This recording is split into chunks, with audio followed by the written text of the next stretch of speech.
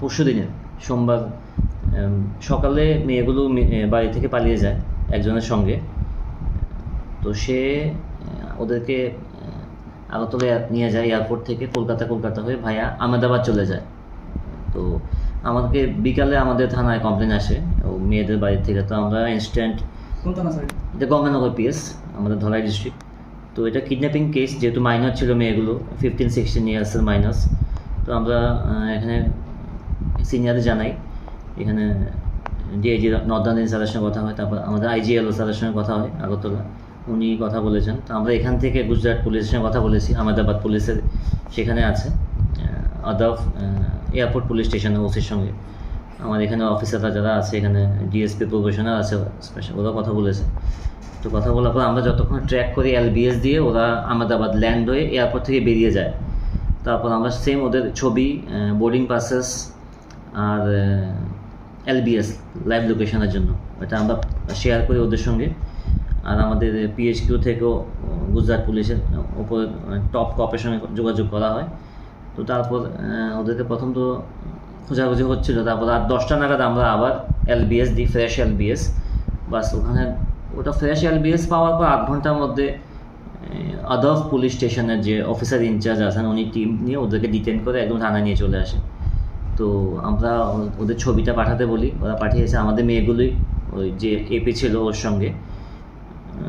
তো এখন আমরা, এটা পরশু রাতে ছিল, তো কালকে সকালে আমরা অলরেডি পাঠিয়ে দিয়েছি আমাদের স্টাফ আইও আর ম্যান কনস্টেবল সহকারে। কালকে সকালের ফ্লাইটে আমরা ওদেরকে কলকাতা পাঠাই। কলকাতা থেকে রাতের ট্রেনে ওরা এখন গুজরাট যাচ্ছে, কালকে সকালে পৌঁছে যাবে। পৌঁছার পর ওদেরকে কোর্টে প্রডিউস করে ট্রানজিট রিমান্ড নিয়ে ভিকটিমস আর আসামি সহকারে নিয়ে আসবে। স্যার কার মাধ্যমে গিয়েছিল এখান থেকে? এটা এখানে গঙ্গানগর পিএস এরিয়াতে একটা ছেলে আছে মুকেশ সুয়াং করে, তো সেই ইনভলভ।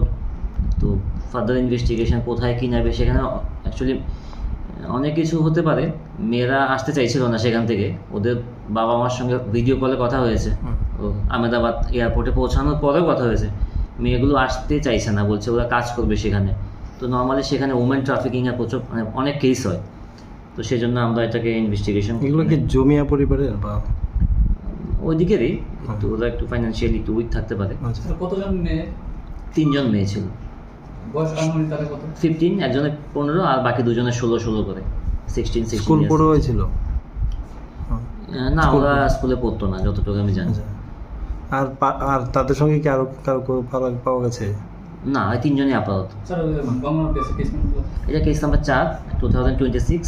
এখানে আমরা একটা কিডন্যাপিংয়ের সেকশন লাগিয়েছি, section 137 clause 2 and section 143 clause 5 BNS.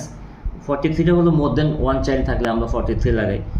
তো এখন আইও নিয়ে আসলে বাকি ইনভেস্টিগেশন অ্যাক্সিলারেট হবে আর কি।